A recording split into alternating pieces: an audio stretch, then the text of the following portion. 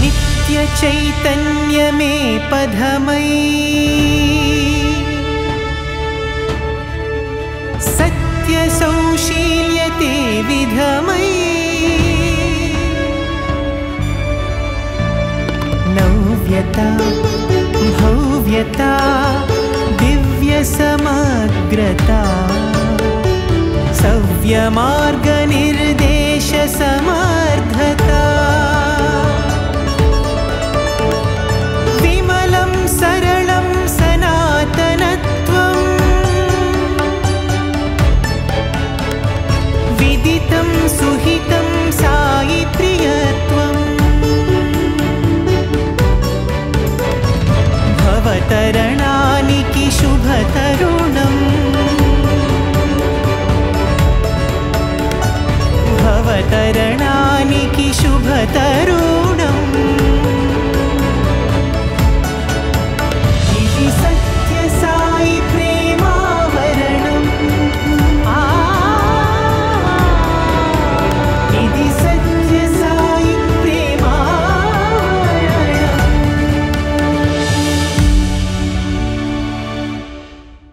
అవతరించుట అనుటలో అర్థమిదియే అన్న బృహత్ శీర్షికతో కొనసాగుతున్న శ్రీ సత్యసాయి మీడియా సెంటర్ తెలుగు ప్రసార విభాగం జరుపుకుంటున్న 10వ వార్షిక సంభ్రమ సూచకంగా గత 6 రోజులుగా ప్రసారమవుతున్న ప్రత్యేక కార్యక్రమ వాహినిలో ఈరోజు 7వ రోజు. భగవాన్ అవతారోద్యమ దీప్తుల్ని స్పృశిస్తూ దశాబ్ద కాల ప్రమాణపూర్వకంగా కొనసాగుతూ ఈరోజు భగవాన్ సాకారంగా అవనీ సంచారం చేసిన చిట్ట చివరి దశాబ్దమైన 2001 నుండి 2011కి చేరుకున్నాం. ఈ దశాబ్దంలో ఎన్నో అత్యద్భుత సంఘటనలు జరిగాయి. భగవాన్ తమ సాకారతత్వం నుండి నిరాకారత్వానికి, సగుణత్వం నుండి నిర్గుణత్వానికి, సిద్ధస్వరూపం నుండి శుద్ధ అరూపానికి మరలిన దివ్య ప్రయాణానికి వేదికైనది ఈ దశాబ్దమే. పూర్ణమదః పూర్ణమిదం పూర్ణాత్ పూర్ణముదచ్యతే పూర్ణస్య పూర్ణమాదాయ పూర్ణమేవావశిష్యతే. పరతత్వం పరిపూర్ణమైనది, ప్రపంచత్వం కూడా పరిపూర్ణమైనదే. పరిపూర్ణము ప్రపూర్ణము అయిన సచ్చిదానంద స్వరూపం నుండి, పరిపూర్ణము ప్రపూర్ణము అయిన సచ్చిదానంద తత్వం నుండి పరిపూర్ణమైన ప్రపంచం ఆవిష్కృతమైంది. కాబట్టి పరిపూర్ణం నుండి పరిపూర్ణాన్ని తీసివేసినా పూర్ణతకు భంగం వాటిల్లదు. సాకారత్వం నిరాకారత్వానికి మరలినా, ఉపాస్య బ్రహ్మం జ్ఞేయ బ్రహ్మంగా నిలిచిపోయినా, నిత్య చైతన్య స్వరూపం శుద్ధ చైతన్య అరూపంగా నివర్తిల్లినా అది విశ్వవ్యాప్తమైన సత్యసాయి విశ్వ ప్రేమతత్వం, కేవల సాధనాపూర్వకంగా అందుకోగలిగే అంతర్ముఖత్వం. అదే సాయి నిజతత్వం. SAI సాయి అంటే see always inside.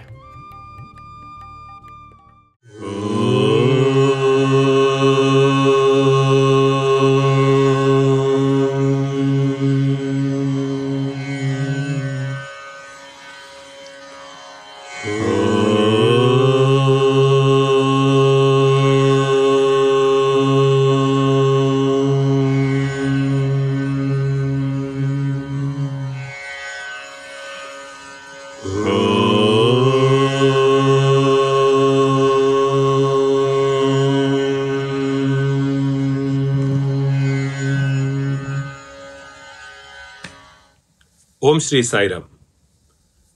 Radio Sai శ్రోతలందరికీ సాదరమైన నమస్కారం. సాయిరామ్. నేను సాయిని తెలియుము నిక్కముగను, మమత బాయుము యత్నముల్ మానుకొనుము, భాసె మీకు నాతోడి సంబంధమింక కాదు నన్పట్ట మరియెట్టి ఘనునకైనా. ఇది స్వామి ఇచ్చిన మొట్టమొదటి పద్యం. ఒక విధంగా తన కుటుంబం నుంచి తాను బయటికి వస్తూ, నేను ఒక కుటుంబానికి సంబంధించిన వాడిని కాదు, ఈ సర్వ విశ్వానికి సంబంధించిన వాణ్ణి అని చెప్పే ఒక ప్రయత్నంలో స్వామి ఇచ్చిన మొట్టమొదటి పద్యం. ఇక్కడ సూచన చూస్తే అండి, 2 మాటల్లో మనం చూడొచ్చు స్వామి చెప్తున్న విషయం. నేను సాయిని అన్నది తత్వము, సాయితత్వము అంటే ఈ విశ్వానికి అమ్మా నాన్న వంటి తత్వం. సా మా, సా మాయి, కాబట్టి సాయి ఆ విధంగా అయింది. ఇక నన్పట్ట మరియెట్టి గనునకు సాధ్యము కాదు అనడంలో అర్థం ఏంటంటే ఇది మానవ ప్రయత్నంతో తెలుసుకునేది కాదు, ఇది సర్వం నిండి ఉన్న తత్వము అని. కాబట్టి చెప్పకనే తనెవరో చెప్పిన ఈ పద్యం ద్వారా స్వామిని మనం తలుచుకుంటూ ఈనాటి ఈ పూర్వమద పూర్ణమిదం అన్న ఈ కార్యక్రమాన్ని మొదలు పెట్టుకుందాము. మిగతా ఎన్నో విషయాలు ఇందులో చెప్పుకునే ముందర, నా పేరు శివకుమార్. ఈ కార్యక్రమంలో నేను ఒక వక్తగా ఉన్నాను. నాతో పాటు ఇక్కడ ఈ ప్యానెల్లో ఉన్న ఆయన ఐఎస్ఆర్ రామకృష్ణ గారు.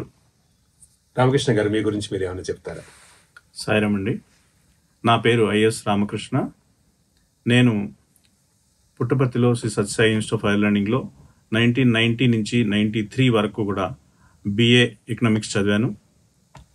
ఈరోజు ఇక్కడ జరుగుతున్నటువంటి పూర్ణమద పూర్ణమిదం అనేటువంటి శీర్షికలో జరుగుతున్నటువంటి ప్యానల్ డిస్కషన్లో పార్టిసిపేట్ చేయటం అనేటువంటిది స్వామి నాకు ఇచ్చినటువంటి ఒక మహద్భాగ్యంగా భావిస్తున్నాను. ఓం పూర్ణమదః పూర్ణమిదం పూర్ణాత్ పూర్ణముదచ్యతే పూర్ణస్య పూర్ణమాదాయ పూర్ణమేవావశిష్యతే. ఓం శాంతి శాంతి శాంతి. మనం విన్నాం కదండి, వేదస్వస్తి శాంతి వచనం పూర్ణమద అని.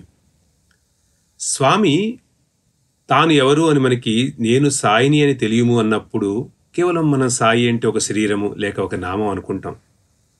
కానీ పూర్ణమదం అన్న శాంతి మంత్రం మనకి ఏం చెప్తోంది అంటే అది బ్రహ్మము, అది పూర్ణము, ఇది పూర్ణము. పూర్ణంలోంచి పూర్ణం తీసేస్తే పూర్ణము, పూర్ణంకి పూర్ణం కలిపినా పూర్ణము. దీన్ని ఏ విధంగా అర్థం చేసుకోవాలి? మనకి వరల్డ్లీ మ్యాథమెటిక్స్ అంటాం. ఈ మ్యాథమెటిక్స్లో ఒకటి ఒకటి కలిపితే 2 అవుతుంది, ఒకటిలోంచి ఒకటి తీసేస్తే 0 అవుతుంది. దీని ద్వారా మనకు అర్థమయ్యేది కాదు ఈ స్పిరిచువల్ మ్యాథమెటిక్స్. మనకు ఉపమానాలు చెప్పుకోవాలంటే ఒక జ్యోతి నుంచి ఇంకో జ్యోతి వెలిగిస్తే మొదటి జ్యోతికి ఏమీ కావట్లేదు, ఇది ఒక అర్థం. అందువల్లే జ్యోతి స్వరూపం అంటాం భగవంతుడిని. ఇటువంటిది చాలా తక్కువ ఉపమానాలు ఈ ప్రపంచంలో ఉంటాయి. ఒక దానిలోంచి ఒకటి తీసేస్తే అది అదే విధంగా మిగిలి ఉండడం అనేది. స్వామి తత్వం అనేది చెప్పుకోవడంలో అర్థం ఏమిటంటే అండి, ఎంత ప్రేమ ఎంత కరుణ పంచినా కూడా అది అదే విధంగా సంపూర్ణ తత్వంగా ఉంటుంది. కాబట్టి ఆ తత్వం మనది అని అనుకుంటే అది ఎట్లా మనం వేరే వారికి కూడా పంచచ్చు అన్న ఒక భావం వస్తుంది. స్వామి తన గురించి ఏం చెప్తారో స్వామి మాటల ద్వారానే ఇక్కడ విందాం. బ్రహ్మస్వరూపులారా, విత్తనము భూమిలో నాటినప్పుడు దీని నుండి మొక్క బయలుదేరి క్రమక్రమేణా పెద్ద వృక్షంగా రూపొందుతూ ఉంటుండాలి. ఈ మొక్క యందు కొమ్మలు వేరు, రెమ్మలు వేరు, పువ్వులు వేరు, ఆకులు వేరు, ఫలములు వేరుగా కనిపిస్తూ ఉంటాయి. కానీ వీటి వినియోగము కూడాను వేరు వేరు రీతిగా మనము ఉపయోగిస్తున్నాం. అయితే ఇవన్నీ కూడాను మట్టి యొక్క వేరు స్వరూపములే. ఆకులు మట్టియే, కొమ్మలు మట్టియే, రెమ్మలు మట్టియే, పువ్వులు మట్టియే, ఫలములు కూడాను మట్టియే. త్రాడు యొక్క విషయము తెలియనటువంటి వ్యక్తి త్రాడును చూచి పామని కేవున కేక వేస్తాడు. మరుక్షణమునందే మరొక వ్యక్తి వచ్చి ఇది పాము కాదు త్రాడు అని అతని భయాన్ని నివారణ చేస్తాడు. ఈ సత్యాన్ని గుర్తించినటువంటి మొదటి వ్యక్తి ఇది త్రాడు అనేటువంటి సత్యాన్ని గుర్తించి తన భయమును వేరుపరుచుకుంటాడు.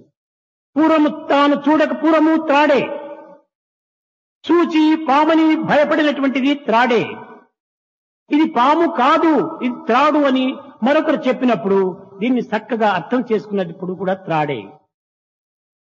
ఈ త్రాడే బ్రహ్మ.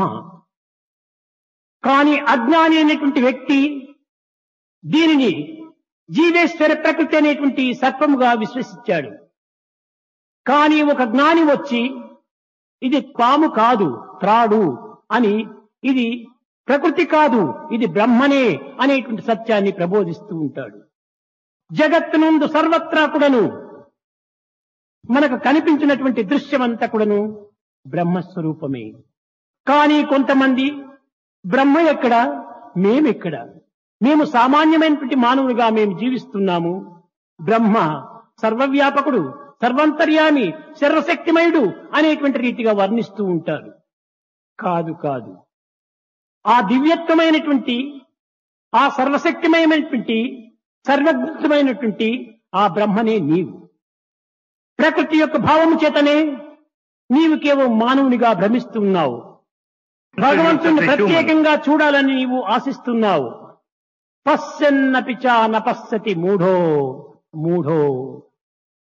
నీవు చూచున్నదంతైనూ బ్రహ్మనే, నీవు అనుభవించినదంతైనూ బ్రహ్మనే, కానీ నీవు బ్రహ్మను చూడాలని ఆశిస్తున్నావు. ఇది ఎంత భ్రమ! కానీ ఈ సత్యాన్ని ఏ మానవుడు కూడాను అంత త్వరగా విశ్వసించడు. సముద్రం ఉంటున్నది. ఈ సముద్రములో అసంఖ్యాకములైనటువంటి యొక్క అలలు బయలుదేరుతున్నాయి. అయితే ఈ అలల నుండి నురుగు కూడాను ఆవిర్భవిస్తుండాలి. మన దృష్టి యందు సముద్రం వేరు, అలలు వేరు, నురుగు వేరుగా మనము విశ్వసిస్తున్నాము. కాదు కాదు, ఈ మూడు కూడాను ఒక్కటే. ఏ సముద్రమునందు ఉన్నటువంటి గుణములో తడి, చలి, చల్లదనము ఇవి అలలు యందు కూడా ఉంటున్నది. ఈ సముద్రం యొక్క రుచియే అలలు యందు కూడాను మనకు గోచరమవుతుండాలి. కనుక ఈ సముద్రమునకు అలలకు ఉండినటువంటి ఒక సన్నిహిత సంబంధ బాంధవ్యాన్ని ఒక్కతూరి మనం విచారించాలి. అగాధమైనటువంటి సచ్చిత్ ఆనందం అనేటువంటి సముద్రం నుండి జీవరాశులు అనేటువంటి అలలు ఆవిర్భవిస్తున్నాయి. దైవము, సత్యజ్ఞానమనంతం బ్రహ్మ అనేటువంటి యొక్క తత్వంలో ఉండినప్పుడు మానవుడు సచ్చిత్ ఆనందం అనేటువంటి స్వరూపంలో ఉంటున్నాడు. ఇంత మంచి స్వామి స్పీచ్ని ఇప్పుడు మనం విన్నాం కదా. ఈ స్పీచ్ విన్న తర్వాత ఒక మంచి ఒక ఎపిసోడ్ నాకు జ్ఞాపకం వస్తుంది. పాత రోజుల్లో స్వామి చిత్రావతి నదికి భక్తుల్ని తీసుకెళ్లేటటువంటి సందర్భాల్లో ఒకప్పుడు ఒక ఫేమస్ జియాలజిస్ట్ స్వామిని, భక్తుడు కాకపోయినప్పటికీ స్వామి దర్శనం కోసం వచ్చినప్పుడు స్వామి ఆయన్ని కూడా చిత్రావతి నదిలోకి తీసుకొని వెళ్ళి అక్కడ జరిగేటువంటి సందర్భంలో స్వామి మట్టిలో నుంచి ఒక రాతి కృష్ణుడి విగ్రహాన్ని సృష్టించి బయటికి తీసి చూపించారు ఆయనకి. బీయింగ్ ఏ జియాలజిస్ట్ ఆయనకి కూడా చాలా ఆశ్చర్యం వేసింది ఇది ఎలా జరిగింది అని. అప్పుడు స్వామి ఎక్స్ప్లెయిన్ చేస్తూ దాన్ని రాతి విగ్రహాన్ని చూపించి దానికి ఉన్నటువంటి ఆ పెడస్టల్లోంచి ఆ రాతి విగ్రహాన్ని గిల్లి స్వామి ఆ జియాలజిస్ట్కి, ఆయన పేరు కూడా డాక్టర్ రావు గారని, ఆయనకి ఆ మట్టిని, ఆ రాతి ముక్కని స్వామి ప్రసాదంగా ఇచ్చినప్పుడు అది చాలా స్వీట్గా అనిపించింది అనమాట. అప్పుడు స్వామి దాని గురించి ఎక్స్ప్లెయిన్ చేస్తూ ఈ తీయదనమే దైవత్వము అని చెప్పారు అనమాట. దీని ద్వారా మనకి అర్థమవుతుంది ఏంటంటే ప్రతి ఒక్క అణువులోనూ కూడా స్వామి భగవంతుడు ఉన్నారు అని చెప్పి స్వామి చక్కగా ఆ జియాలజిస్ట్కి ఎక్స్ప్లెయిన్ చేయడంతో ఆయన స్వామికి పాదాంకరాంతులు అవ్వటం, అప్పటి నుంచి స్వామి యొక్క భక్తులుగా మారిపోవటం జరిగింది. చాలా బాగుంది. మనం అప్పుడప్పుడు ఈ ప్రహ్లాదుడి చరిత్ర వింటూ ఉంటే, ప్రహ్లాదుడు మన భక్త పోతన తెలుగులో రాసినట్టు అంత అందంగా చక్కగా రాసిన పద్యాలు, ఇందుగలడు అందు లేడన్న సందేహం వలదు, మనం ఇప్పుడు ఇంచి ఇంచికి స్వామి అంటూ ఉంటాం. సో కానీ ఇది స్వామి చెప్పిన దాంట్లోంచి బ్రహ్మాండతత్వం, బ్రహ్మతత్వం ప్రతి చోట నిండి ఉన్నారు అన్నది మనము ప్రాక్టికల్ చేసుకోవడమే మన జీవితంలో అతి ముఖ్యం అన్న భావం చక్కని ఎగ్జాంపుల్స్తో స్వామి చెప్పారు. అదే విధంగా చక్కని మిరాకిల్స్ మీరు చెప్పారు తర్వాత స్వామిది. స్వామి ఎటువంటి ఎగ్జాంపుల్స్ ఇచ్చారంటే తాడు పాము గురించి కూడా మనకు గుర్తు చేశారు. మళ్ళీ ఈ తాడు పాము ఏమన్నారు, తాడు ఉంది కానీ పాము అని అనుకున్నారు, పాము అనుకున్నంత మాత్రం అది పాము కాలేదు, ఇది తాడు అని తెలిసిన తర్వాత కొత్తగా తాడుగా మారలేదు. అది ఎంత చక్కగా స్వామి చెప్తూ వచ్చారంటే, అంటే ఎప్పుడు అలాగే ఉంది. మీరు చెప్పిన దానికి కనెక్ట్ చేయాలంటే నాకు అనిపిస్తుంది ఏది తత్వం అయితే దాంట్లో ఉందో స్వామి అది మట్టి కాదు, అది చేసిన విగ్రహము కాదు, అది తినడానికి ఇచ్చిన తర్వాత తీయగైన బెల్లము కాదు, ఎప్పుడు అది బ్రహ్మస్వరూపమే. అది బ్రహ్మంగానే స్వామి చూస్తున్నారు, ఆయన బ్రహ్మము బ్రహ్మంగానే చేశారు. చూస్తున్న వాళ్ళకి మాత్రం ఓహో ఇక్కడ మట్టి, మరి మట్టి తీయగా ఉండకూడదు కదా, రాయి తీయగా ఉండకూడదు కదా అని మనం ఆపాదించుకున్నది మనం అట్లా ఆపాదిస్తూ స్వామి అంటున్నారు ఇది మీరు అనుకుంటున్న తప్ప అది ఉన్న తత్వం ఇట్లా ఉందని ఆయన చూపెడుతున్నారు. అయితే పంచభూతాలు ఆయన చేతిలో ఉన్నాయి కాబట్టి స్వామి అప్పుడప్పుడు చేయి చూపెట్టి చెప్పేవారు కదండి, మనకి స్టూడెంట్స్కి చెప్తూ ఉండేవారు, అంతా ఇందులోనే ఉంది అని చెప్పేవారు. కాబట్టి అంతా ఆ శక్తి ఆ చేతిలోనే ఉంది, ఆయన ఏదైనా చేయగలరు. కాబట్టి ఆయన ఏమంటూ ఉంటామండి, మనం బ్రహ్మాండ నాయక బాబా అంటాం. ఈ బ్రహ్మాండం అని మనం దేన్ని చెప్తున్నామో దానికి నాయకుడు కాబట్టి ఆయన చేతిలో అంతా తత్వం ఉంది అని. స్వామి చెప్పచ్చు, మీరు నేను ఒకటే, మీరు బ్రహ్మమే అని. ప్రస్తుతానికి అజ్ఞానంలో మనం తెలుసుకోలేం కాబట్టి మనం అనుకోవాల్సింది, ప్రార్థించవలసిన విషయం ఎటువంటిదండి? ఏ విధంగా ప్రార్థించాలి? ఈ భజన ద్వారా చూద్దాం మనం.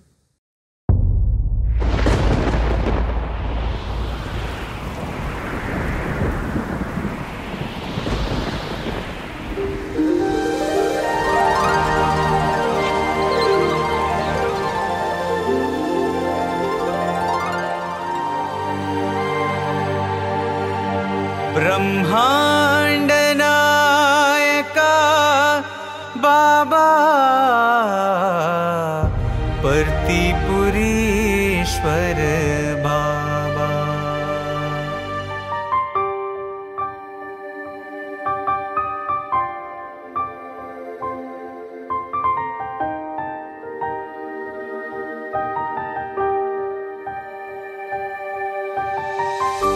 चांद और सूरज तुमने बनाए, नदियां सागर तुमने बनाए, नदियां सागर तुमने बनाए, ब्रह्मांड नायका बाबा परतिपुरीश्वर बाबा,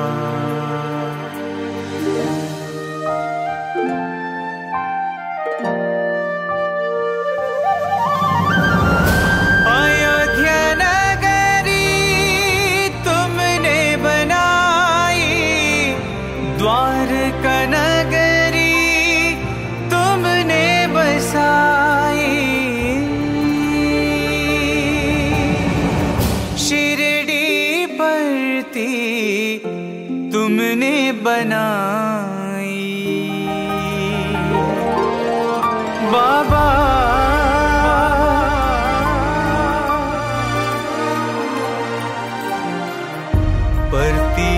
परतिपुरीश्वर बाबा, ब्रह्मांड नायका बाबा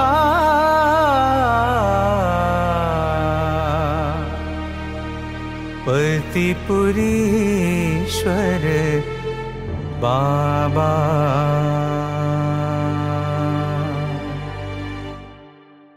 విన్నాం కదండి, బ్రహ్మాండ నాయక బాబా అని మనం పిలుస్తాం, కానీ అంతలోనే పర్తిపురీశ్వర అని పిలుస్తాము. అంటే అర్థం ఏంటండి? బ్రహ్మాండం అంటే మరి పూర్తిగా నిండి ఉన్న తత్వము, పర్తి అంటే పుట్టపర్తి అంటే మనకు తెలిసినంత వరకు చిన్న కుగ్రామము. మరి బ్రహ్మాండ నాయకుడు పర్తిపురీశ్వరుడు ఎట్లా అయ్యాడు అంటే దీనికి ఒక అర్థం ఉందండి.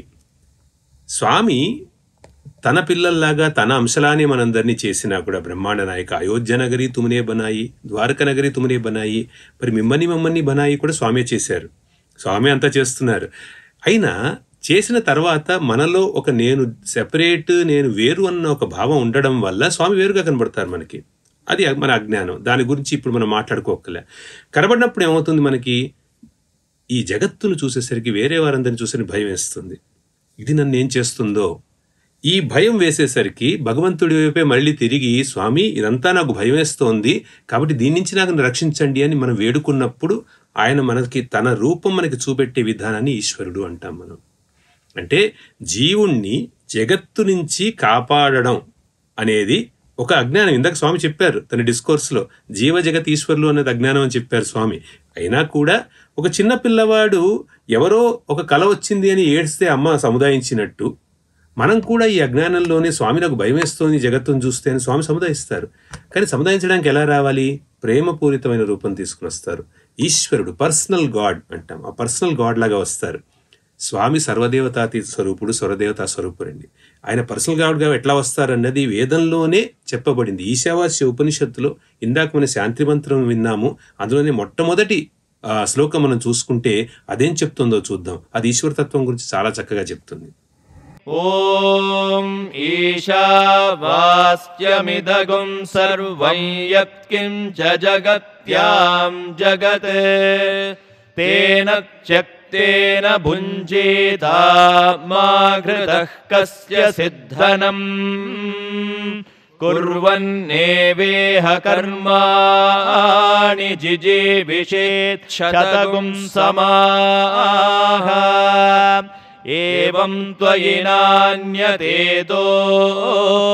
న కర్మ లిప్యతే నరే అసూర్యానామతే లోక అంధేన తమసా వృతాః తాగస్తే ప్రేత్యాభిగచ్చంతి ఏ కేచాత్ మహతో జనాః. ఈశావాస్యం ఇదగుం సర్వం అని చెప్తోందండి ఈ మంత్రం. ఈశావాస్య ఉపనిషత్తు ఒక చిన్న ఉపనిషత్తు యజుర్వేదంలోది, కానీ చాలా మహిమగల ఉపనిషత్తు అని చెప్తారు. మహాత్మా గాంధీ చెప్పేవారు, మొత్తం ఆధ్యాత్మిక వాంగ్మయం అంతా కూడా మనకు ఏదన్నా కారణం వల్ల పోతే ఈ ఈశావాస్య ఉపనిషత్తు ఒకటి మిగిలినా చాలు, అంతా మొత్తం మళ్ళీ మనం కన్స్ట్రక్ట్ చేయొచ్చు అనేవారైన. అందులో కూడా ఒకవేళ ఈ 19 మంత్రాల్లో మిగతా 18 మంత్రాలు పోయినా ఇది ఒక్క మంత్రం ఉంటే చాలనేవారైనా. అంత గొప్ప స్థానం ఈ మంత్రానికి ఇచ్చారు. ఈశావాస్యమిదగుం సర్వం ఏం చెప్తోందండి? ఈశ్వరుడు తానే అయ్యాడు ఇదంతా. ప్రతి యత్కించ జగత్యాం జగతి, జగత్తులో ప్రతి ఇంచు ప్రతి పార్ట్ కూడా తానే అయిపోయాడు. ఈశావాస్యం ఇదగుం సర్వం అని తెలిసి తేన త్యక్తేన భుంజీత, అది తెలిసి దీన్ని మనము ఎంజాయ్ చేయాలి అని చెప్తున్నారండి. ఈ ప్రపంచంతో ఏ విధంగా మనము ఇక్కడ మసలుకోవాలి, ఏ విధంగా దీంతో ఉండాలి అన్నది. కాబట్టి స్వామి మనకి చూపెడుతూ ఉంటారు. రామకృష్ణ మనం చూస్తూ ఉంటాం ఏంటంటే ఆయన పర్సనల్ గాడ్ లాగా, ఈశ్వరుల్లాగా మనం చూడలేకపోతాం, ఎప్పుడు అన్ని చోట్ల నిండి ఉన్నారు అని ఆయనే కనబడి కూడా చూపెడతారు మనకి. అంటే ఒక భక్తుడి మీద ఆయనకున్న ప్రేమ వల్ల అంతాను చూడలేవు కదా, ఇక్కడ నేను చూపెట్టుకుంటాను, నేను చూపెడతానని. అట్లా ఏమైనా ఎక్స్పీరియన్సెస్ మీకు గుర్తొస్తున్నాయా? ఎక్కడ ఎవరు ఎక్స్పెక్ట్ చేయని ప్రదేశంలో స్వామి తాన్ని తాను చూపెట్టుకోవడము, ఒక వేరే దేవతా స్వరూపంలో చూపెట్టుకోవడం, ఇటువంటివి ఏమన్నా మిరాకిల్స్ గుర్తొస్తాయి? చాలా ఇట్లాంటి ఎక్స్పీరియన్సెస్ చాలా మంది వ్యక్తపరిచారు వారి బుక్స్లో కానీ లేకపోతే వాళ్ళ స్పీచ్లో కానీ. చాలా స్వామి వారికి ఎలా దర్శనం ఇచ్చారు అనేటువంటిది. ఇలాంటిదే నాకు కూడా ఒక పర్సనల్ ఎక్స్పీరియన్స్ ఉన్నది, దాన్ని కూడా షేర్ చేసుకుందాం అనుకుంటున్నాను ఇక్కడ.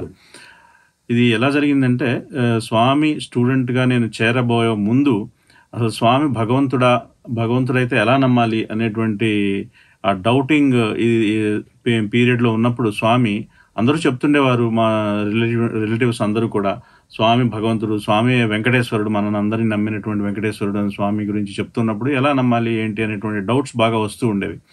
ఆ టైంలో ఒకరోజు చాలా చిన్నతనంలో నాకు జరిగింది ఇది, మేబీ 8 years ఏజ్ ఆ టైంలో.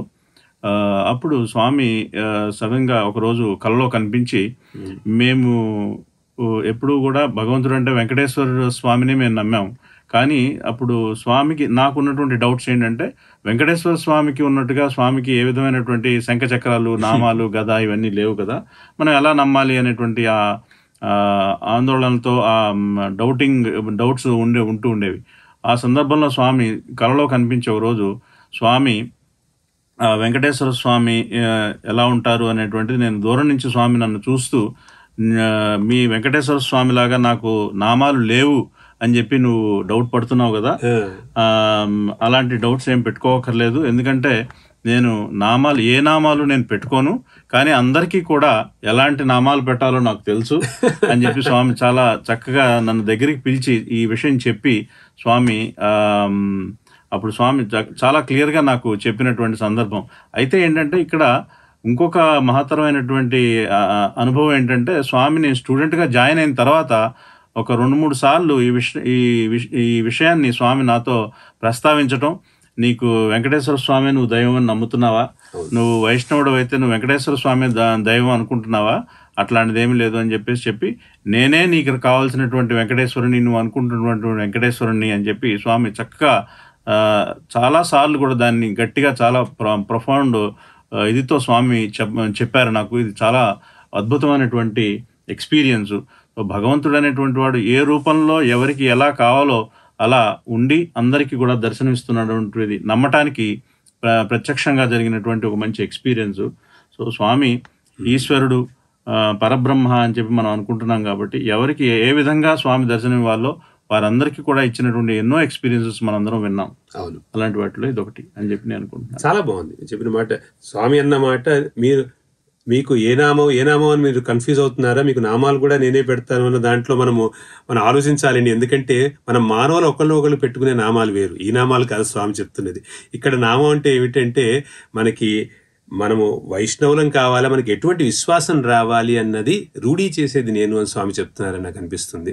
మనకి ఎప్పుడు రావాలో అది వస్తుంది. కాబట్టి ఇంత గొప్ప దేవుడు మన దేవుడు, ఇలాంటి విశ్వాసం మనలో కలిగించే దేవుడు మన దేవుడు. ఈయన సర్వాంతర్యామి.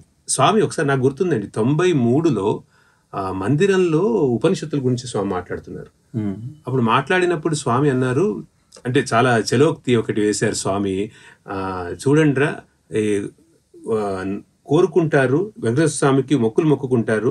ఒకవేళ ఆయన మొక్కు తీర్చబోతే ఆయన్ని అడిగేవాడు ఏ దిక్కు ఉండడు, ఎవరు మాట్లాడరు, అక్కడ ఆయన రాయిలాగా ఉన్నాడు. ఇప్పుడు స్వామిని కోరుకుంటారు, నేను తీర్చకపోతే నా దగ్గరికి వచ్చి నన్ను పట్టుకుంటారు నా చుట్టూ, ఇట్లా నా స్వామి నవ్వించి అంటే ఒక లైవ్ గాడ్కి ఒక మనం అనుకునే అట్లా అని మనం సెపరేట్గా 2 గాడ్స్ని సెపరేట్ చేస్తున్నామని కాదండి, తత్వం అంతా ఒకటి. ఎందుకంటే ఎంతో మంది అక్కడ వెంకటేశ్వర స్వామి విగ్రహంలోనే స్వామిని దర్శించిన వారు ఉన్నారు. ఆయన తత్వము అయితే ఇన్ని రూపాలుగా ఎవరెవరు ఎట్లా నమ్మారో అట్లా ఆయన చూపెడుతున్నారు. ఇంత సర్వంతర్యామి తత్వం స్వామి ఆయన మాటల్లో ఎలా చెప్తారు అనేది ఒకసారి విందామండి మనం. ఇది చాలా ముఖ్యం మనకి. అలాంటి దైవత్వాన్ని నీవు ఏ రీతిగా నీవు భావించగలవు? నీ ఏ భావములు నీ ఎందుకు ఆవిర్భవించినప్పటికీ అది నీ యొక్క థాట్సే, నీ యొక్క ఇమాజినేషనే, నీ యొక్క శబ్దములంతా సర్వత్రా వ్యాపించే ఉంటుంటాయి. ఇప్పుడు ఈనాడు ఈ హాల్ లోపల ఎంతో మధురమైనటువంటి పాటలు మాట్లాడారు, ఎన్నో మధురమైనటువంటి పాటలు పాడారు. ఈ పాటలు ఎక్కడ పోయినాయి? సర్వత్రా చేరిపోయినాయి. ఈ టేబుల్ లోపల చేరిపోయినాయి, ఈ టేబుల్ పైన చేరిపోయినాయి, ఆ పిల్లర్ లోపల చేరిపోయినాయి, ఆ వాల్ లోపల చేరిపోయినాయి. భగవంతుని యొక్క వైబ్రేషన్ అనే శబ్దము సర్వత్రా వ్యాపించిపోతుంటది. కనుకనే ఒక చోట ఉన్నది ఒక చోట లేదు అని చెప్పడానికి వీలు కాదు. నీకు వినపడినప్పుడు పలానా చోట పాడుతున్నాడు అనుకుంటావు, కానీ అది వినిపించకుండా సర్వత్రా లీనమై ఉంటుంటది. కనుకనే సర్వత పాడిపాదం తత్సర్వతోచి శిరోముఖం, మన పాదం నుంచి శిరస్సు వరకు కూడాను వ్యాపించినటువంటి శబ్దమే. స్వామి అంటూ ఉంటారు కదండి, ఈ డిస్కోర్స్ లో చెప్పినట్టే చాలాసార్లు మనకు చెప్తూ ఉంటారు, అంతానే ఉన్నాను, సర్వత్రా నిండి ఉన్నాను, నువ్వు తెలుసుకోవాలంతే, అలా అంటూ ఉంటారు. దానికి ఒక చక్కని ఉపమానం కూడా ఏమిస్తారంటే అండి స్వామి, రేడియో వేవ్స్ లాగా. రేడియో వేవ్స్ అన్ని చోట్ల ఉన్నాయి, అది ట్యూన్ చేసినప్పుడు మాత్రమే అది క్యాచ్ చేస్తుంది. అలా మనము స్వామి రూపం అని అనుకుంటాము, ఈశ్వరుడు అని తెలిసి మళ్ళీ దానిని వేరే వేరే రూపాల నుంచి కూడా అప్పుడప్పుడు వ్యత్యాసం చూస్తూ ఉంటాము. సో మీకేమైనా గుర్తొస్తుంది, ఏమైనా మిరాకిల్లో అన్ని రూపాలు నావే స్వామి చెప్పింది ఏమైనా అటువంటిది గుర్తొస్తుందా? చాలా చాలా ఎక్స్పీరియన్సెస్ చాలా మంది షేర్ చేసుకున్నారు కూడా. మనకి తెలిసినటువంటి వాటిలో కూడా వెంకటగిరి రాజా గారికి స్వామి సాక్షాత్తు ఆయన రామభక్తుడు అయినప్పుడు స్వామి సాక్షాత్తు రాముడిగా అందరికీ మామూలుగా స్వామిలాగా కల్పించినా కూడా వారికి రాముడిలాగా దర్శనం ఇవ్వటం. అలాగే మనకి అందరికీ తెలిసినటువంటి బూర్గుల రామకృష్ణారావు గారికి స్వామి సాక్షాత్ ఆయన కోరిక మేరకు చివరి దశలో స్వామి వచ్చి హైదరాబాద్ వచ్చి స్వామి శంఖచక్ర గదాదారుడైనటువంటి మహావిష్ణువుగా కూడా స్వామి ఆయనకి దర్శనం ఇవ్వడం జరిగింది. అలాగే ఈ కొన్ని మనం వీడియోస్ ఇవన్నీ చూస్తూ ఉంటే స్వామి ఒకసారి చెన్నై వెళ్ళినప్పుడు వేణు శ్రీనివాసన్ గారికి ఇంటికి స్వామి విజిట్ చేసినప్పుడు అక్కడ ఒక స్వామి ఎంటర్ అయ్యే ముందు అక్కడ ఒక మ్యూజిక్ ప్రోగ్రామ్ జరుగుతూ ఉంది. జయశ్రీ సిస్టర్స్ చాలా మధురంగా స్వామి పాట పాడుతూ ఉన్నారు. కృష్ణ నీ బేగనే బారో అని చెప్పి ఆ పాట పాడుతూ ఉన్నప్పుడు స్వామి ఎంటర్ అవుతూ నీ కృష్ణుడిని నేనే వచ్చాను, కృష్ణ వందాచి అని తమిళ్లో అందరికీ చెప్పారు స్వామి. అప్పుడు స్వామి మీరే మాకు కావాల్సినటువంటి కృష్ణుడు అని చెప్పి వారందరూ ఎంతో ఆనందంతో స్వామి యొక్క పాదాక్రాంతులై స్వామిని కోరుకున్న వాళ్ళకి కోరుకున్నట్లుగా ఏ అవతారాన్ని ఎవరైతే నమ్ముతారో అలా స్వామి వారందరికీ కూడా వారికి కావాల్సినటువంటి ఎంతో ఆనందాన్ని ఆ రూపంలో స్వామి దర్శనమిచ్చినటువంటి ఎన్నో మహత్తరమైనటువంటి అద్భుతమైనటువంటి అనుభవాలు చాలా మందికి ఉన్నాయి, జరుగుతున్నాయి. ఇప్పటికీ నేను జరుగుతూనే ఉంటాయి. మనం తెలిసినవి కొన్ని మాత్రం మనం మాట్లాడుతున్నాము. అయితే ఎంత ఆశ్చర్యంగా అనిపిస్తుంది అంటే రామకృష్ణ, ఇప్పుడు హనుమంతుడు అప్పుడప్పుడు వింటూ ఉన్నాను, నేను కొన్ని చదివాను పురాణాల్లో. హనుమంతుడు రామావతారంలో రాముడి దగ్గరికి వచ్చి ఈయన కృష్ణుడి దగ్గరికి వచ్చి నేను రాములాగా గుర్తించలేదు అన్న ఒక మాట. అటువంటిప్పుడు నేను అనుకున్నా, హనుమంతుడు ఎంత జ్ఞాని, ఆయన కృష్ణుణ్ణి రాములా గుర్తించలేకపోవడం ఏంటి అంటే, దాని తర్వాత నాకు స్వామి ఇచ్చిన అర్థం ఏమిటంటే, ఈ మాయ ఏ విధంగా ఉంటుంది అంటే పాంచభౌతికము, అన్లెస్ స్వామి విల్ సిట్, ఆయన ఒకవేళ గనక అంతా ఆయన తత్వం అయినా కూడా ఆయన విల్ చేస్తే తప్ప ఎవరికి అర్థం కాదు. ఆయన తాను బాహ్యపరచుకోరు. ఇదొకటి మనం అనుకుంటాం, స్వామి చెప్తాం అది తెలిసిపోయింది అంతా ఒకటే అనేసుకుంటాం. అంత సింపుల్ గా అది అర్థం చేసుకునే సిచ్యువేషన్ లో ఉండదు. ఎందుకంటే స్వామి తాను చెప్పాలి. ఆ విధంగా చూసుకుంటే అంతా ఆయనే, ఈ ప్రపంచంలో మిగతా మానవులు కూడా ఆయనే. ఆయన చెప్పాలి, ఆయన మనకి వ్యక్తం చేయాలి. అందువల్ల నాకు ఒకటి గుర్తొస్తుందండి, త్యాగరాజ స్వామిది ఒక కృతి ఉంది, మరుగేల ఓ రాఘవ అని మీరు వింటారు. అక్కడ ఆయన ఇదే మాట అంటారు, ఆయన ఎందుకు నా నుంచి నిన్ను ఆ విధంగా దాచుకుంటున్నావు, ఎందుకు నాకు మరుగున ఉంటున్నావు, బయటపడట్లేదు అని ఒక ప్రశ్న అడుగుతారు. మరుగేలరా ఓ రాఘవ.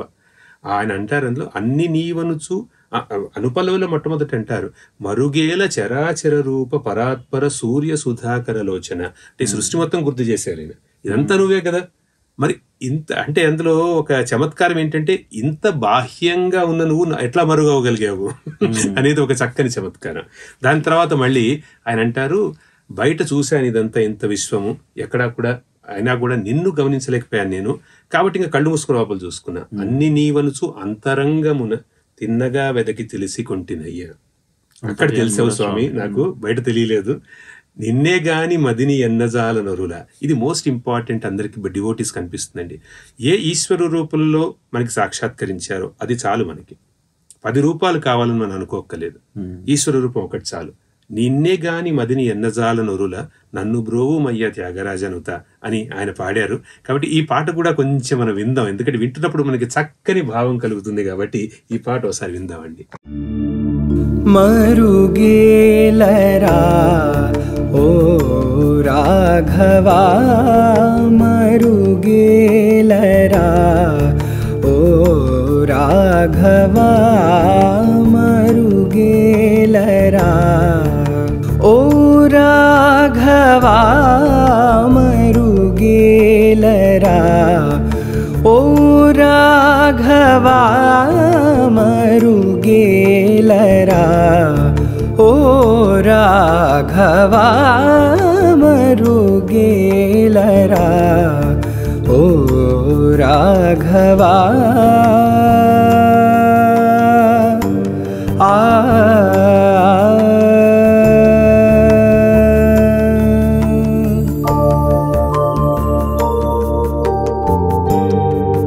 మరుగేల చరాచర రూపా, మరుగేల చరాచర రూపా, మరుగేల చరాచర రూపా, మరుగేల చరాచర రూప పరాత్పర సూర్య సుధాకర లోచన, మరుగేల చరాచర రూప పరాత్పర సూర్య సుధాకర లోచన, మరుగేలరా ఓ రాఘవా, మరుగేలరా ఓ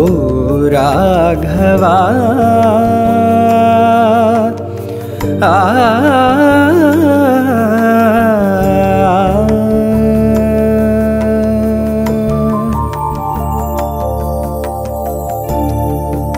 అన్ని నీవనుచు అంతరంగమున తిన్నగా వెదకి తెలుసుకుంటినయ్యా, అన్ని నీవనుచు అంతరంగమున తిన్నగా వెదకి తెలుసుకుంటినయ్యా, నిన్నే గాని మదినే నిన్న జాల నొరుల నిన్నే గాని మదినే నిన్న జాల నొరుల నిన్నే గాని మదినే నిన్న జాల నొరుల నన్ను బ్రోవవయ్యా త్యాగరాజనుత నిన్నే గాని మదినే నిన్న జాల నొరుల నన్ను బ్రోవవయ్యా త్యాగరాజనుత మరుగేలరా ఓ రాఘవా మరుగేలరా ఓ రాఘవా ఆ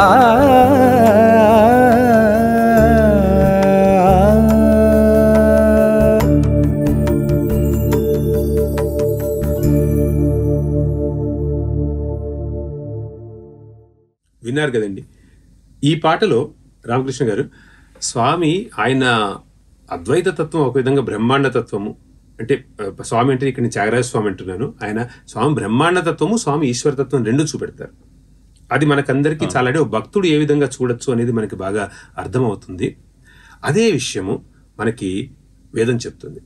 ఇప్పుడు మనం పురుష సూక్తం చూసుకుంటే పురుష సూక్తంలో ఏ విధంగా అసలు ఈ సృష్టి క్రమం జరిగింది, అది ఏ విధంగా విరాట్ పురుషుడి శరీరమై ఉన్నది అన్నది చెప్తుంది కదా.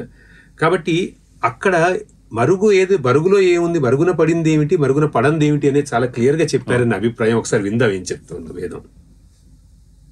సహస్రశీర్షా పురుషః సహస్రాక్షః సహస్రపాత్ స భూమిం విశ్వతో వృత్వా అత్యతిష్ఠద్దశాంగుళం పురుష ఏవేదగుం సర్వం యద్భూతం యచ్చ భవ్యం ఉతామృతత్వస్యేషానః యదన్నేనాధిరోహతి ఏతావానస్య మహిమా అతోజ్యాయాగశ్చ పూరుషః పాదోస్య విశ్వభూతాని త్రిపాదస్యామృతం దివి త్రిపాదోర్ధ్వ ఉదైత్పురుషః పాదోస్యేహ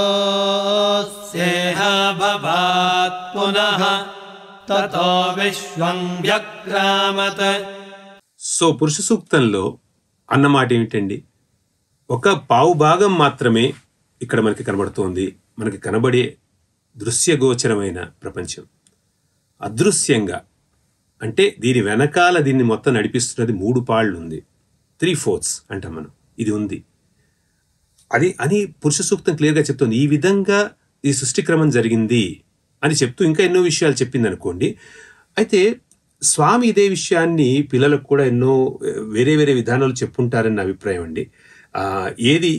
ఏది ముఖ్యము, కనబడిందా అనే విషయాల గురించి మీ ఎక్స్పీరియన్స్ నుంచి ఏమని చెప్తారు? అవునండి, ఈ విషయాలు స్వామి సాకార నిరాకార తత్వాల గురించి కూడా చాలా ఎంతో ఈజీగా అందరికీ అర్థమైనటువంటి రీతిలో చెప్పారు.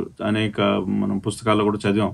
కాకపోతే 1999లో మా సీనియర్ స్టూడెంట్స్కి కొంతమందికి మనకి సీనియర్ స్టూడెంట్స్ కూడా ఇంటర్వ్యూ ఇచ్చినప్పుడు చెప్పారు. సో ఈ సాకారం కంటే కూడా నిరాకారమే చాలా ముఖ్యమైనటువంటిది, మీరు దాని మీదే ఫోకస్ చేయాలి అని చెప్పి స్వామి ఇంటర్వ్యూలో చెప్పి, ఈ కనపడనటువంటి స్వామే మీకు ఎప్పుడు కూడా మీరు పట్టుకొని ఉండాలి, ఆ రూపాన్నే మీరు పట్టుకొని ఎప్పటికైనా ఉండగలరు. ఈ రూపం అనేటువంటిది ఎప్పటికైనా మీకు కనిపించేటటువంటి రూపం ఎప్పటికైనా నశించిపోయేటటువంటిదే, కానీ నిరాకారుణ్ణే మీరు పట్టుకొని ఎప్పటికీ ఉండాలి అని చెప్పి చెప్తూ కూడా ఒక బ్యూటిఫుల్ ఎగ్జాంపుల్ స్వామి ఏది ఇచ్చారంటే, మనం చూసేటటువంటి ఒక బిల్డింగ్ కనిపిస్తూ ఉంటుంది అనుకోండి. ఆ బిల్డింగ్ కనిపించినప్పుడు ఆ బిల్డింగ్ మనకు కనిపిస్తుంది కానీ దానిలో ఉన్నటువంటి లోపల ఉన్నటువంటి ఫౌండేషన్ కనిపించదు. సో ఆ కనపడనటువంటి ఆ ఫౌండేషన్ ఏదైతే ఉందో అదే నిరాకార తత్వం, కనిపించేటటువంటిదే సాకార తత్వం అని చెప్పి స్వామి చక్కగా అందరికీ అర్థమైనటువంటి రీతిలో మంచి ఎగ్జాంపుల్ ఈ సాకార నిరాకార తత్వాల గురించి స్వామి వివరించారు దాంట్లో. అవును, మీరు అన్న దాంట్లో నాకు ఇంకోటి తడుతుంది. ఎందుకంటే ఫౌండేషన్ కనబడట్లేదు కానీ ఉంది.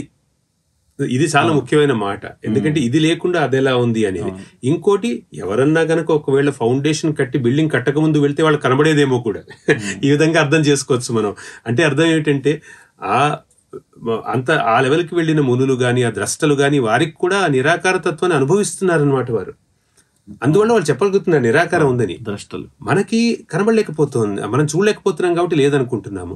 కాబట్టి ఇలా కాదు, దాన్ని ఎక్కువ నమ్మాలి అని స్వామి చెప్తున్నారు. ఇది చాలా ముఖ్యం అండి భక్తులకి. ఎందుకంటే స్వామి ఫిజికల్గా ఆయన శరీరము లేదు అని మనం ఈ రోజుల్లో అనుకుని బాధపడుతున్న భక్తులు చాలా మంది ఉన్నారు. అది ఏమన్నా మనకి కొంచెం కొదవగా ఉంది, కొంచెం లోటుగా ఉంది అన్న భావం ఉండడం, అప్పుడు స్వామి తత్వాన్ని మనం సంపూర్ణంగా అర్థం చేసుకోలేకపోతున్నాము అన్న ఒక భావం వస్తుంది. అందువల్ల అప్పుడు ఇటువంటి స్వామి డిస్కోర్సెస్కి వెళ్ళి వినాలి మనం, స్వామి ఏం చెప్తున్నారు మనకి అనేది. చాలా జాగ్రత్తగా విన్నప్పుడు మనకి ఆ విశ్వాసము, ఆశ్వాసం వస్తుంది. కాబట్టి విందామండి స్వామి డిస్కోర్స్, ఒకసారి విందాం, ఆయన మాటల్లోనే చూద్దాం. వేదమునందు న కర్మణా న ప్రజయా ధనేన త్యాగేనైకే అమృతత్వ మానసు. ప్రేమ స్వరూపులారా, ధన కనక వస్తువాహనాదులందరి కూడాను క్షణకాలములో మనకు మేఘములు కదిలిపోయినట్టుగా ఒక్క క్షణములో మనం వీడిపోవచ్చును. దేహము పంచభౌతికము, దేహము కూలక తప్పదెప్పుడు, దేహి నిరామయుండు గణుతింపగ దేహికి చావు పుట్టుకల్ మోహ నిబంధ బంధనల ముద్రలు లేవు. నిజంబు చూడ ఆ దేహియే దేవదేవుడు, మదిన్ గమనింపగ ఆత్మరూపుడై. దేహి నిమిత్తమై మనము దేహమును ధరించాము, శరీరి నిమిత్తమై శరీరమును ధరించినాము, ఆత్మ నిమిత్తమై ఈ పాంచభౌతికమైన దేహమును పూనుకున్నాము. ఆత్మ, శరీరి, దేహి ఈ మూడింటిని మనం విస్మరించినప్పుడు దేహమే మనకు శూన్యము. కనుక ఆ దేహి యొక్క తత్వాన్ని మనం దేహమునందు ఆవిర్భవింప చేసుకుని ఆ దేహము చేత నిష్కామ కర్మలు యందు ఈ దేహమును సార్థకంగా గావించుకున్నప్పుడే పరోపకారార్థం ఇదం శరీరం అనేటువంటి యొక్క పదమునకు సరైన అర్థాన్ని గుర్తించినటువంటి వారం అవుతాం. స్వామి మాటల్ని మనం కనుక జాగ్రత్తగా గమనిస్తే, లేకపోతే అందులోంచి ఇంకొక అనాలిసిస్ చేసినా కూడా మనకు అర్థమయ్యేది ఏమిటి అంటే 2 విషయాలు. ఒకటి, స్వామి అన్నారు లోపల ఎప్పుడు కూడా చైతన్యానికి, ఆ దేహికి కనెక్ట్ అయి ఉండాలి. రెండోది, ఈ కనెక్షన్ ఉండి బయట మనం చేయవలసిన సేవ చేయాలి, పరోపకారార్థం. ఈ 2 మన స్వామి చూస్తున్నాం అక్కడ. స్వామి చెప్తున్నది ఒకటి, కనెక్ట్ అయి ఉండడం అనేది మనం కొంతవరకు మాట్లాడుకున్నామండి. స్వామిని ఏ విధంగా మనం భావించాలి, భక్తి చేస్తున్నారు, కానీ బయటికి వెళ్ళి ఆ కనెక్షన్ ఉండి లోకానికి సేవ చేయడం అనేది స్వామి మనకి 2 మంత్రాలు ఇచ్చారు, లవ్ సర్వ్ అని. లవ్ సర్వీస్, ప్రేమ సేవ. కాబట్టి మీకున్న ఎక్స్పీరియన్సెస్లో ఇందాక ఫర్ ఎగ్జాంపుల్ మీరు చెప్పారు ఏ విధంగా స్వామి ఒక ఫౌండేషన్ కనబడదు అన్నటువంటివి. ఆ ధోరణిలోనే స్వామి ఏ విధంగా మనం పెంచుకోవచ్చు, అసలు ఆ విశ్వాసం ఇది ఉందని, ఏ విధంగా ఈ ప్రేమని మనము మన జీవితాల్లో నింపుకోవాలి అనే విషయాలు చెప్పిన మీకు ఏమన్నా డిస్కషన్స్ గుర్తున్నాయా స్వామితో? అవును, స్వామి చెప్పినటువంటివి ఇప్పుడు విన్నటువంటి మన డిస్కోర్స్ విన్నాం. తర్వాత వేదాంతాలన్నీ కూడా భగవంతుడిని నిరాకార, నిర్గుణ, నిర్వికార తత్వాన్ని లాగానే మనకు అన్ని బోధిస్తూ వస్తున్నాయి. అయితే ఈ ఫామ్లెస్ ఇన్ఫినిట్ గాడ్ని మనం ఎలా, ఈ నిరాకార తత్వాన్ని మనం పొందాలి, మనం ఎలా పొందగలం అనేటువంటి ఇది స్వామి చెప్పినప్పుడు స్వామి కూడా చెప్పారు, ఈ నిరాకార తత్వాన్ని మీరు సంపాదించుకోవాలి, గట్టిగా మీతో ఉండాలి అంటే మీకు ప్రేమతోనే మీరు ఆ నిరాకార తత్వాన్ని పొందగలరు అని చెప్పి దానికి కూడా ఎగ్జాంపుల్ స్వామి ఇచ్చారు. ఉదాహరణకి మీరా ఎప్పుడు కూడా కృష్ణుడిని చూడలేదు, కానీ తను మీరాకి కృష్ణుడు అంటేనే ఎంతో ప్రేమ, కృష్ణుడిలోనే ఐక్యం అవ్వగలిగింది. That is because of the ప్రేమ తత్వం వల్లనే, ప్యూర్ లవ్ వల్లనే మీరా కృష్ణుడిని పొందగలదని చెప్పి. అలాగే గోపికలు కూడా కృష్ణుడితో ఎక్కువ ఉండలేదు, వాళ్ళు గడపలేదు, కానీ కృష్ణుడు అంటే అంత ప్రేమ. సో వీళ్ళకి, ఈ భక్తులందరికీ కూడా భగవంతుడు ఎలా లభిస్తాడు, ఈ నిరాకార తత్వంలో ఉన్నటువంటి భగవంతుడు ఎలా లభిస్తాడు అంటే ప్యూర్ లవ్, ప్రేమ తత్వంతోనే మీరు భగవంతుడిని పొందగలరు అని చెప్పి స్వామి చెప్పారు. చెప్పి ఎన్నో ఉదాహరణలు స్వామి ఇచ్చారు. మనందరికీ కూడా స్వామి ప్రేమని ఇప్పటికీ కూడా మనం పొందగలుగుతున్నాం. స్వామిని భగవంతుడిగా మనం నమ్మి స్వామికే మనం ఇప్పటికీ కూడా మనం అర్పించుకుంటున్నాం అంటే స్వామి మీద మనకు ఉన్నటువంటి ఆ ప్యూర్ లవ్, ఆ ప్రేమ తత్వంతోనే మనం స్వామిని దగ్గర కాగలుగుతున్నాం అని చెప్పి నాకు కూడా బాగా నమ్మకంగా ఉంది. చాలా బాగుంది రామకృష్ణ. నాకు మీరు చెప్తుంటే గుర్తొచ్చింది, ప్రేమ అంత గొప్పది అని స్వామి చెప్తున్నప్పుడు ఒక పిహెచ్డి స్టూడెంట్ స్వామి యూనివర్సిటీలో ఆయన పిహెచ్డి టాపిక్ ఏం చేయాలి అని అనుకుంటున్నప్పుడు స్వామి ఆయనకి టాపిక్ ఇచ్చారు ఏం చేయాలి అని. స్వామి ఇచ్చిన టాపిక్ ఏంటంటే ప్రేమ పంచమ పురుషార్థము అని. ఎంత గొప్పగా ఉంది అంటే మనకి ధర్మార్థ కామ మోక్షాలు అనేది చతుర్విధ పురుషార్థం అంటారు. పంచమ పురుషార్థం అంటే, పురుషార్థం అంటే ఏంటి? ఏది చేయడం వల్ల భగవంతుణ్ణి పొందొచ్చు అటువంటి దాన్ని పురుషార్థము అంటారు. దాన్ని పురుష ప్రయత్నంగా ఏం చేయొచ్చు అని ప్రేమ గురించి చెప్తున్నారు స్వామి. సో ఇందాక స్వామి ఇచ్చిన డిస్కోర్స్ మీరు చక్కగా చెప్పిన మాటలు వింటుంటే మనకు ఒకటే అర్థమవుతుందండి, సాకారంగా స్వామి మనకి దొరికారు. ఆ సాకార రూపం వెనకాల గొప్ప నిరాకార తత్వం ఉందని మనకి తెలుసు. ఇప్పుడు స్వామి మన ఎదురుకుండా సాకారంగా లేకపోయినా కూడా లేరని కూడా చెప్పడానికి లేదండి. ఒక మాట నేను చెప్తాను, ఎందుకంటే ఎవరికి ఎప్పుడు అవసరమో ఒక సాకార రూపంలో మళ్ళీ వస్తూనే ఉంటారు స్వామి. కానీ నిత్యము మనం అనుకున్నట్టు వచ్చి దర్శనాలు ఇవ్వట్లేదు మనకి. కాబట్టి ఆ విధంగా సాకారంగా లేకపోయినా నిరాకార తత్వంలో మనకి గట్టి నమ్మకం కావాలంటే స్వామి అంటున్న మాట ప్రేమ పెంచుకోండి.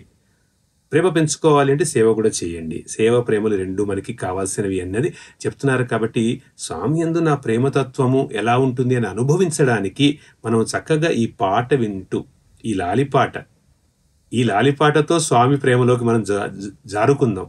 ఎందుకంటే అండి, నిద్రలోకి సుషుప్తిలోకి వెళ్ళడం అనేది తల్లి ప్రకృతి ఒడిలోకి వెళ్ళనేటువంటిది. అది ప్రేమతోనే వెళ్ళాలి. కాబట్టి సాయిమాత ఒడిలోకి ఈ లాలిపాట వింటూ మనం వెళ్దామండి. దాంతో మనందరి జీవితాలు కూడా ఎప్పుడూ ప్రేమమయం అవ్వాలి అని స్వామి దీవిస్తారు మన్ని. అదే కోరుకుంటూ మనము ఈ పాటతో ఈ కార్యక్రమాన్ని ముగిస్తాం.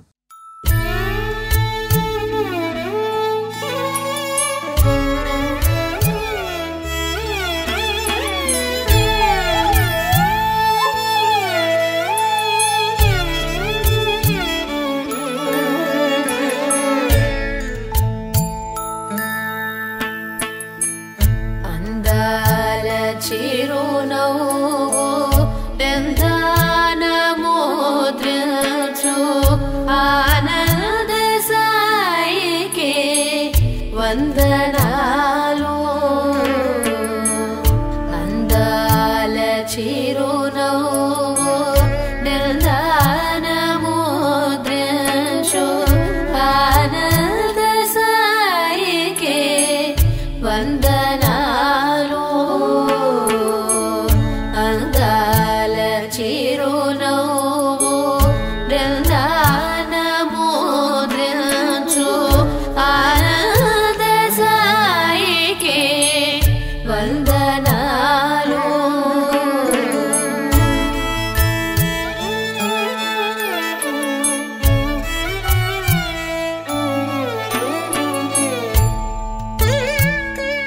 పొంగారు ప్రేమతో సింగారముగజూచు బంగారు సాయికే వందనాలు. పొంగారు ప్రేమతో సింగారముగజూచు బంగారు సాయికే వందనాలు. కారుణ్య దృష్టితో లావణ్యముగనిరుచు కళ్యాణ సాయికే వందనాలు. కారుణ్య దృష్టితో లావణ్యముగనిరుచు కళ్యాణ సాయికే వందనాలు. జో జో జో జో జో జో జో జో జో జో జో.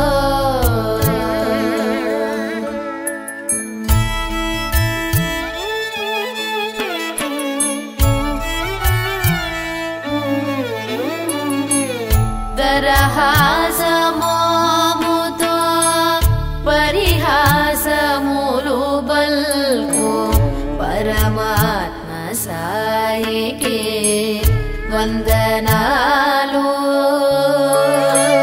దరహాసమోముతో పరిహాసములు పల్కు పరమాత్మ సాయికి వందనాలు శక్తులెన్నో కలిగి భక్తులను బ్రోచేటి భగవాను సాయికి వందనాలు శక్తులెన్నో కలిగి భక్తులను బ్రోచేటి భగవాను సాయికి వందనాలు జో జో జో జో జో జో జో జో జో జో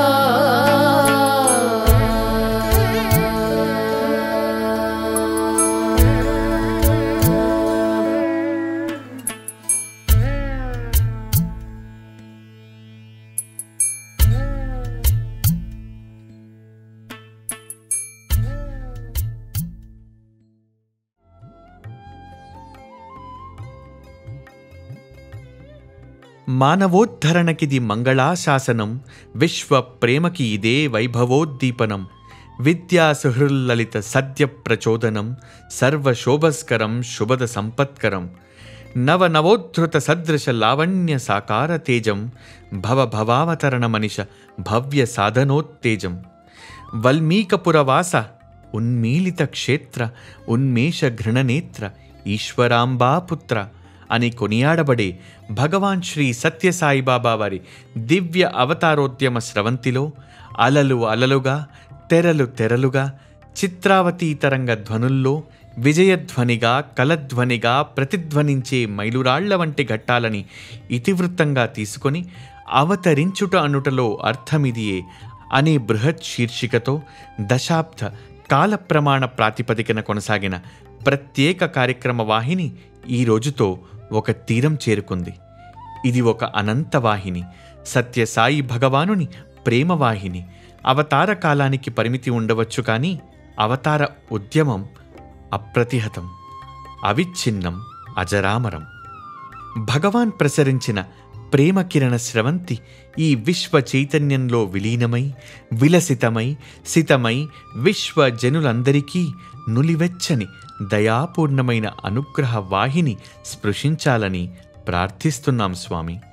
శ్రీ సత్యసాయి మీడియా సెంటర్ తెలుగు ప్రసార వాహిని ఇదే వేగంతో, ఇంతే దివ్యోత్సాహంతో నిర్మలంగా, నిర్విరామంగా, సాయి రామంగా, సత్యసాయి ఆరామంగా కొనసాగేలా మీ దివ్య అనుగ్రహ ఆశీస్సులు అందించమని ప్రేమపూర్వకంగా ప్రార్థిస్తున్నాము.